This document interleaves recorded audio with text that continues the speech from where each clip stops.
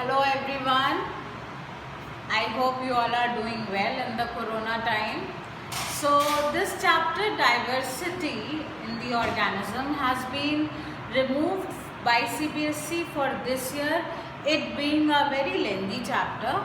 But children, this chapter is very important because next year definitely things would be absolutely fine. You'll have the normal school, normal classes, normal exam. So there is a chapter in class 10th, evolution, and if you don't understand this chapter here, evolution will become really difficult for you. That is why we are just teaching you this chapter, and so that when in class 10th you have evolution, you won't have any problem. Okay, so today I am going to do a quick recap. I have already explained you this chapter. My previous videos has the chapter in detail. Now I am going to take a very quick recap, and we'll end it with a few scientific names, because if you are planning to take biology, if you want to do the research and all, and the basic error is that if you do not know how to write correctly the scientific name, I'm so sorry, it will create a very bad impression, है ना. तो आपको scientific name सही से लिखने आना बहुत ज़रूरी है. We'll be doing that. So let's begin this recap. Organisms को 5 kingdom classification में Whittaker ने दिया. Ernst Haeckel, Whittaker, there was a team of scientists, but it is said that Whittaker gave this classification, and organisms were classified on the basis of their similarities and differences. It is very interesting.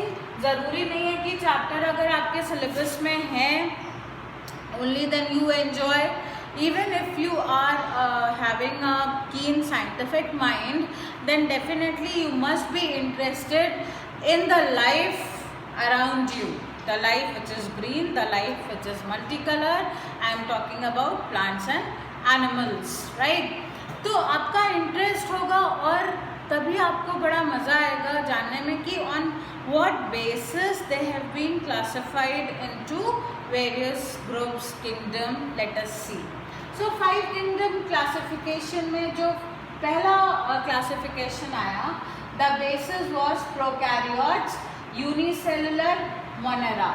वो organism जो कि बिल्कुल primitive थे, ना cell organelles थी, ना proper nucleus था, they were and they were also unicellular, so they were kept in the kingdom monera. Basically bacteria वगैरह आते हैं उसमें, ठीक है, या फिर ब्लू ग्रीन एल्गी साइनोफाइसी आती है.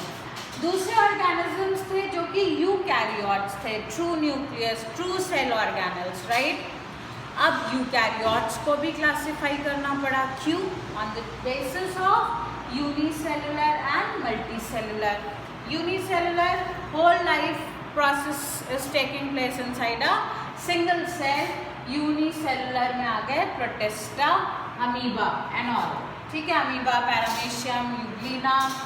देन मल्टीसेलुलर, यूकैरियोट है, ट्रू न्यूक्लियस है, प्रॉपर सेल ऑर्गेनल्स हैं, बट दे आर मल्टीसेलुलर. यहाँ पे एक डिवीजन और हो गया. मल्टीसेलुलर में भी अब 2 तरीके के थे, जिनके पास सेल वॉल थी और जिनके पास सेल वॉल नहीं थी, है ना. तो जिनके पास सेल वॉल थी वो प्लांट वर्ल्ड में आए, बट सेल वॉल तो थी.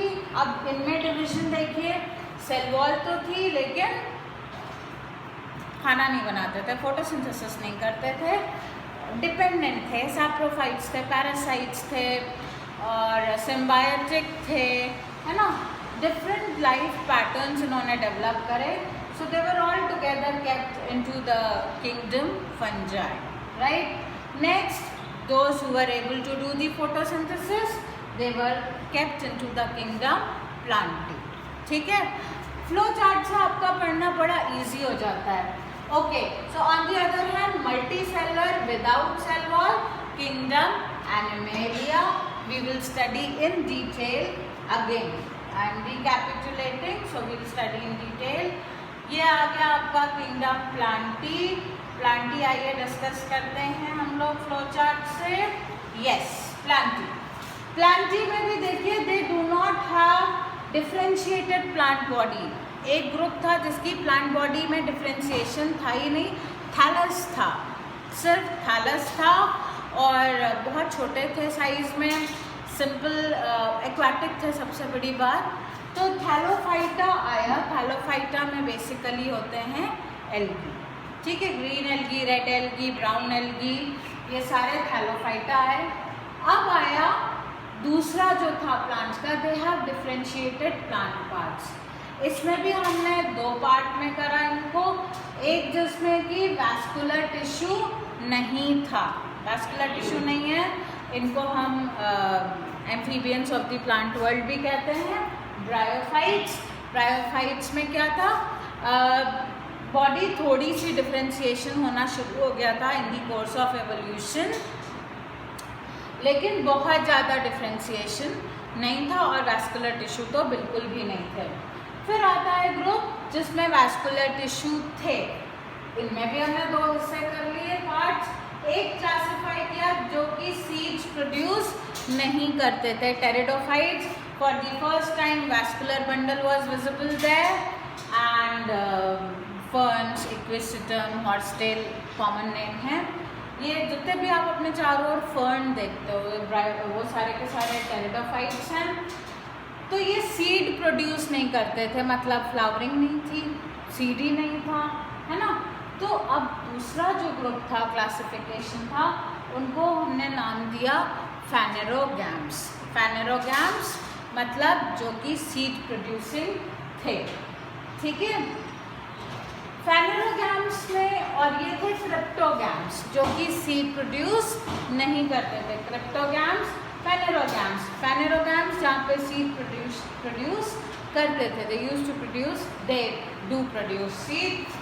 When we classify it into two parts, they bear naked seed. Naked seed मतलब क्या है? Naked seed मतलब ओवरी नहीं है। आप जो फ्रूट खाते हो उसमें सीड नेकेड तो नहीं होता, वो तो फ्रूट के अंदर होता है। You know it that ovary develops into the fruit and the fertilized ovule develops into the seeds. So यहाँ पर two parts इनके भी हुए फैनेरोगैम्स में, gymnosperms, they bear naked seeds. Mostly they are commonly known as conifers, cone-shaped plants, usually found on highlands, mountains, etc. Right? So जो ये conifers होते हैं इनमें मेल एंड फीमेल cones होते हैं, right? And now we have they bear seeds inside the fruits, angiosperms, ठीक है? Covered seed, gymnosperm, gymnos means naked, sperma means seed. Naked seed. Angios means covered, sperma is seed, covered seed is angiosperms. Angiosperms are also divided into two parts. The ones which have two cotyledons, जैसे आपका चना, राजमा, छोले, है ना, इनमें to cotyledons होते हैं। मूंग, आप इनको दो cotyledons में डिवाइड कर सकते हैं, ठीक है। सो ये हो गए आपके डाइकॉट्स, और rice, wheat, Mecca, corn, you can not divide them into two parts, so they are the monocots. Mono means one cotyledon, single cotyledon, right? So after this we have the next. Let's move further. Ma'am, I want to ask something. Yes, please ask. Ma'am, that akhroat, is it a dicot or monocot? Akhroat is a dicot, beta. When you break it, it gets into two cotyledons. It is dicot. Okay. बादाम को भी आप भिगा के open करो, वो dicot ही है ना, तो it can get Yes, ma'am, I eat it but while breaking it into two equal parts. Yeah, you must be enjoying it. Okay, next we have is, let us see that where has it gone. Yes, this is very important, children. आपके लिए ये बहुत important है and we shall study.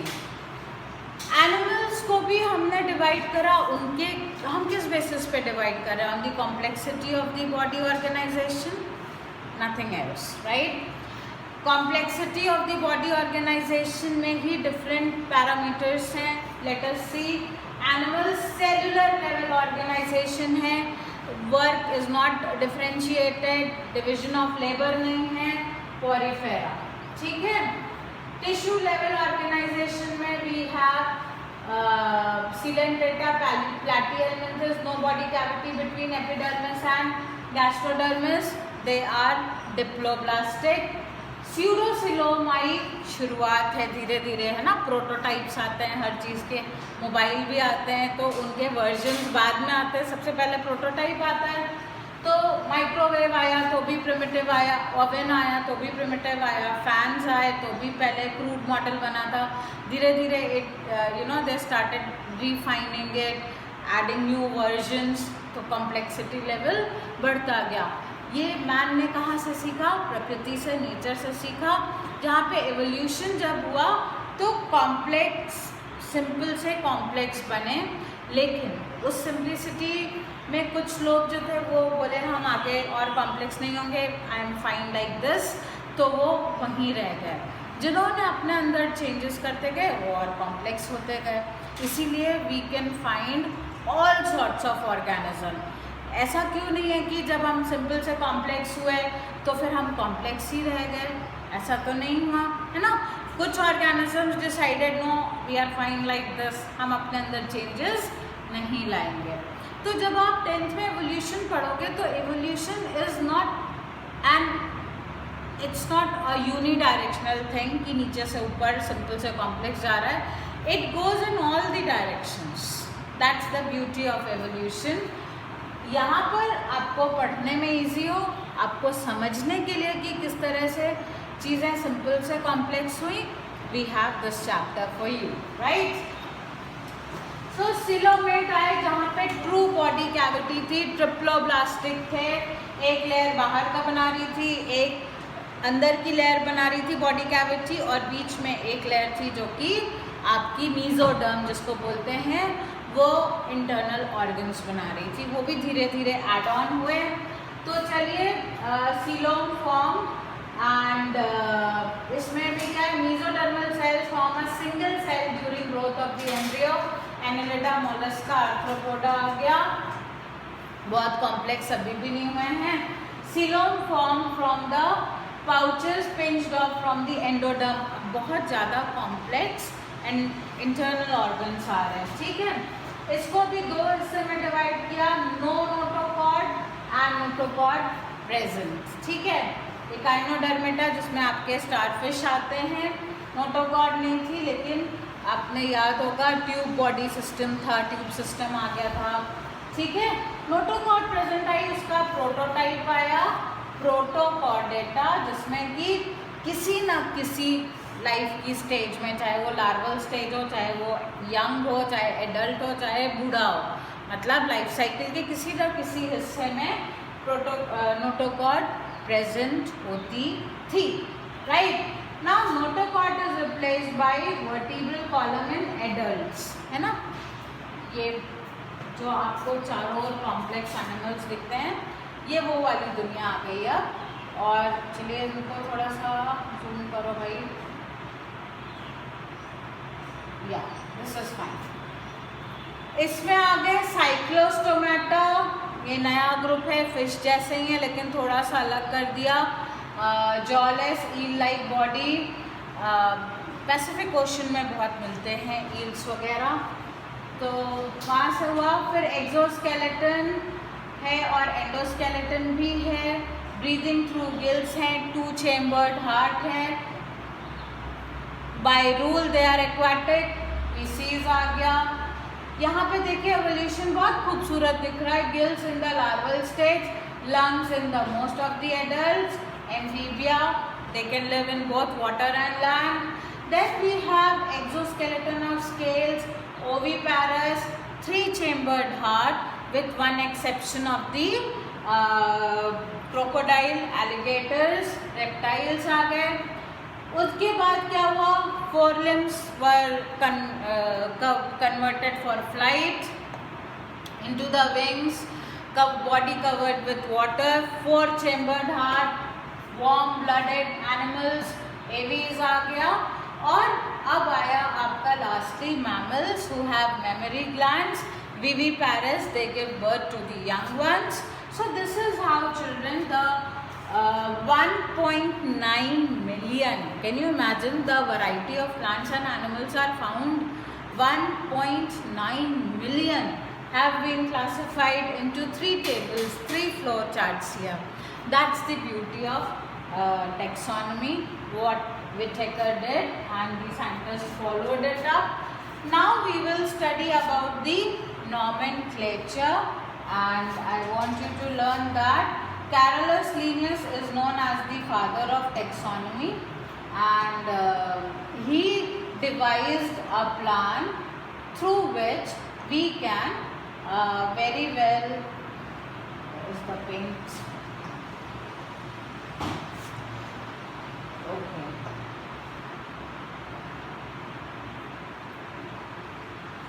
all right, paint brush camera, okay, so this is open and I want to share it.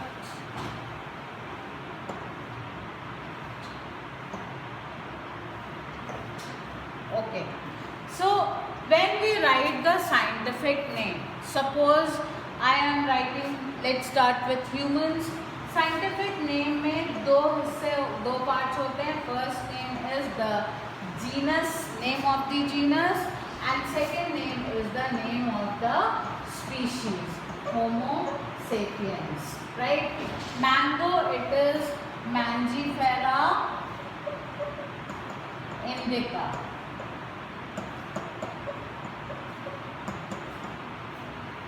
Cat, Felis domesticus, Felis domesticus, घर में रहती है Felis domesticus. Now let us understand the rule here. First name is the genus and second name is the species.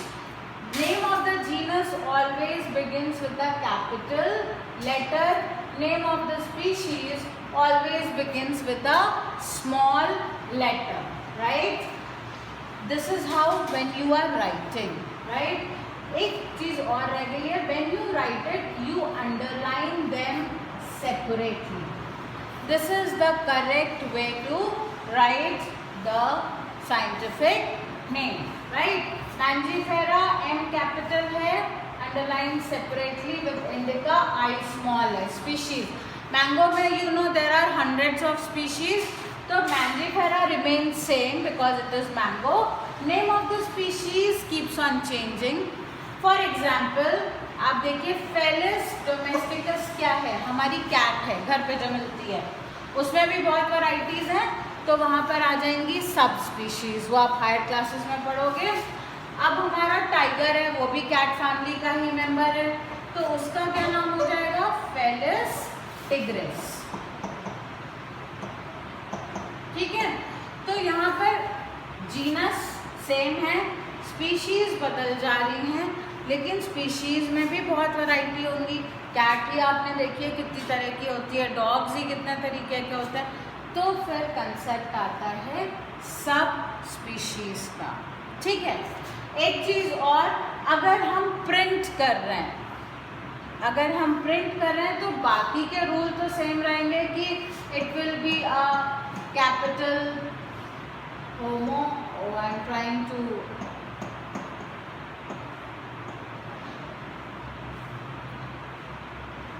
ठीक है, but when we are writing it in italics, when we are printing it, हाथ से लिखना थोड़ा मुश्किल होता है, then we do not underline it. So these are the rules for writing the name, and this is the recapitulation of chapter number 7.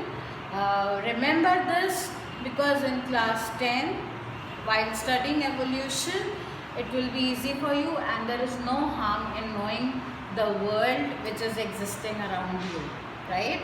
Thank you very much.